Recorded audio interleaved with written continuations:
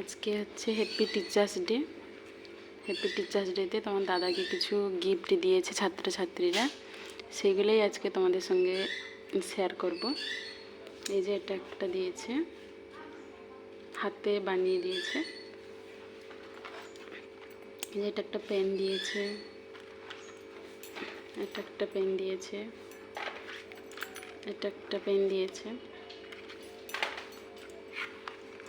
এটা একটা পেন দিয়েছে, এটা একটা পেন দিয়েছে। এগুলো কিছু পেন আছে, আর একটা দিয়েছে।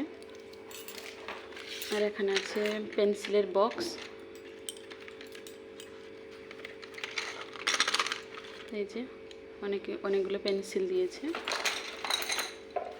আর এটা একটা দিয়েছে।